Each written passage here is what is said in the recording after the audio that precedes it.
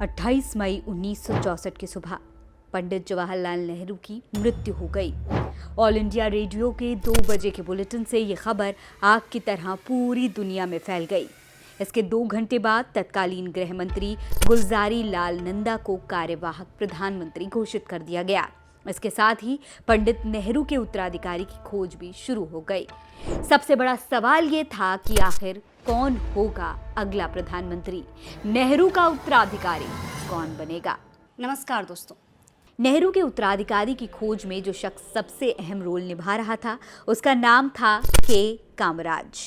कामराज उस वक्त कांग्रेस पार्टी के अध्यक्ष थे। कामराज का जन्म सन 1903 में तमिलनाडु में हुआ था और वो एक निचली जाति से ताल्लुक रखते थे। आज़ादी की लड़ाई में शरीक होने के लिए उन्होंने अपनी स्कूली पढ़ाई बीच में ही छोड़ दी थी। स्वतंत्रता आंदोलन में अपनी 2 दशकों की भागीदारी के दौरान कामराज ने करीब 8 साल जेल में काटे थे। उन्हें अंग्रेजी अदालतों ने 6 मामलों में सजाएं सुनाई। आम लोगों के बीच में कामराज का कद और उनकी छवि काफी मजबूत थी। इसकी बड़ी वजह उनकी सादगी भरी जिंदगी थी। उन्होंने ताजिंदगी शादी नहीं की थी। कांग्रेस के राष्ट्रीय अध्यक्ष बनने से पहले उन्होंने तत्कालीन मद्रास सूबे में मुख्यमंत्री और तमिलनाडु कांग्रेस के अध्यक्ष का पद भी संभाला था। उन्होंने धीरे धीरे कांग्रेस पार्टी के तंत्र में अपनी जगह बनाई थी और एक मजबूत राजनीतिक मुकाम हासिल किया था। दोस्तों, कामराज लड़ाके डील डॉल के थे और उनकी मूछें सफेद थीं। एक पत्रकार के मुताबिक वो मशहूर बॉक्सर सनी लिस्टन और वॉल्रस की क्रॉस ब्रीड जैसे दिखते थे। एक मुक्केबाज की तरह ही वो शब्दों के इस्तेमाल में बहुत ही कंजूस थे। किसी अखबार ने लिखा था कि कामराज को पूछे गए सारे सवालों का एक ही जवाब होता है, यानी कि वो हर सवाल का एक ही जवाब देते हैं। पर काला तमिल के इस शब्द का मतलब था कि हम देखते हैं कि क्या हो सकता है।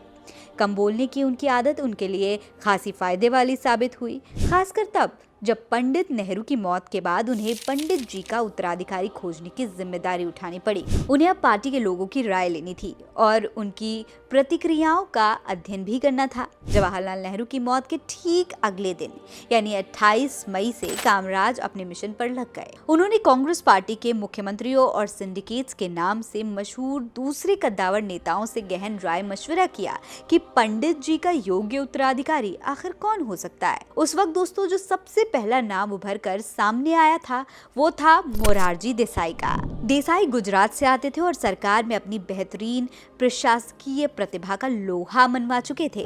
मोरारजी देसाई ने प्रधानमंत्री पद के लिए अपनी जिम्मेदारी का खुलकर इजहार भी किया था। 4 दिनों के दरमियान कामराज करीब दर्जन भर मुख्यमंत्रियों से मिले और लगभग 200 सांसदों से बात की। इतने नेताओं से बातचीत के बाद जो बात सामने आ रही थी वो ये थी कि मोरारजी देसाई एक विवादास्पद पसंद हो सकते हैं। उनके नाम पर आम सहमति नहीं बन पाई थी। उनके आक्रामक रूप से काम करने और मनमर्जी फैसले लेने की शैली को लेकर पार्टी नेताओं में आपत्तियां भी थी। ज्यादातर सांसदों ने जिस नेता पर अपनी सहमति व्यक्त की थी वो थे लाल बहादुर शास्त्री। जी हाँ, शास्त्री भी एक काबिल प्रशासक थे और पार्टी नेताओं के लिए आसानी से उपलब्ध भी थे। वो हिंदी पट्टी से आते थे, ये बात भी उनके पक्ष में जाती थी। जीवन के अंतिम दिनों में पंडित नेहरू उन पर ज्यादा से ज्यादा निर्भर रहने लगे थे। इस बात का भी पार्टी नेताओं में अपना अलग असर था। इन तमाम वजहों ने कामराज के फैसले को प्रभावित भी किया, जो खुद भी चाहते थे कि नेतृत्व परिवर्तन में एक निरंतरता दिखनी चाहिए, यानी कि यहाँ पर पड़ताल शास्त्री के पक्ष में झुक चुकी थी। मोरारजी देसाई को इस बात के लिए मनाया गया कि वो प्रधानमंत्री पद के लिए अपनी दावेदारी वापस ले लें। 31 मई 1964 को कांग्रेस कार्य समिति ने लाल बहादुर शास्त्री के नाम पर अपनी मुहर लगा दी। उसके अगले ही दिन कांग्रेस संसदीय पार्टी ने शास्त्री को अपना नेता मान लिया और उनके एक दिन बाद लाल बहादुर शास्त्री को प्रधानमंत्री पद की शपथ भी दिलाई गई। प्रधानमंत्री बनने की कुछ ही दिन बाद शास्त्री ने अपनी धमक दिखानी भी शुरू कर दी थी, यानी कि अब शास्त्री जी पंडित नेहरू के उत्तराधिकारी बन चुके थे और उनके नक्शे कदम पर चल भी रहे थे। पंडित नेहरू की बेटी इंदिरा को कैबिनेट में लाने की मांग भी उठने लगी थी।